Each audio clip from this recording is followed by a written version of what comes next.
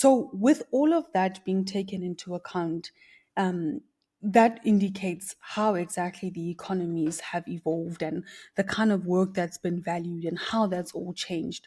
So, when we look at the employment crisis or the lack of employment opportunities that the youth can access. We need to study that history of how economies have evolved. And currently now, I think globally, most economies have stagnated. You do have some economies, and I don't want to mention names because it's not the kind of podcast where I get into politics and economics. But there are some that are calling for the re-industrialization of their economies just to create jobs. So, for example, they're going back to sort of like blue collar labor style jobs. So they are bringing back factory labor, hands on labor, because they've thought this is how we can actually create jobs. And to my mind, that's very interesting, because you wouldn't necessarily expect that your trades would come back. Because once we left the trade economy, people thought those skills are now redundant and obsolete. We don't need them.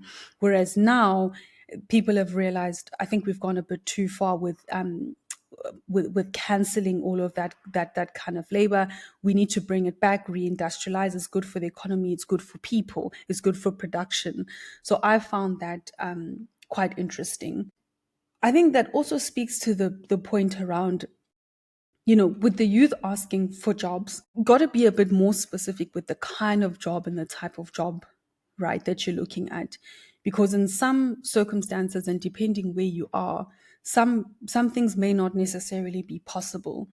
Like, for example, in the UK, the youth cannot necessarily find themselves in retail jobs and then that be their main source of employment, because the economy here has already advanced past that. It is you've got your self-serve, for example. So there isn't really an opportunity to have them working at a lot of these grocery stores, for example.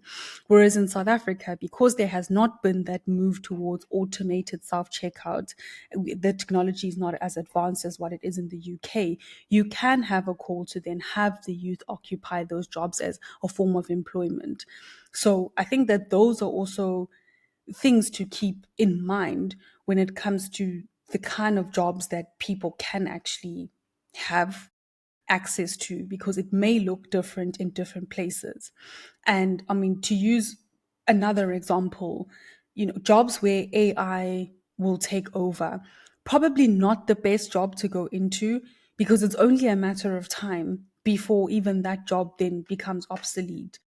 So this is why I say that when it comes to youth mental health, I don't think we can afford to look at it in a very reductive or isolated manner, because there are consequences that are permeating other aspects of the youth life. It won't just be the lack of employment opportunities now. It will also be, even if the youth accessed an employment opportunity tomorrow, what would be the sustainability of that opportunity? Because that will still have a direct impact on their mental health.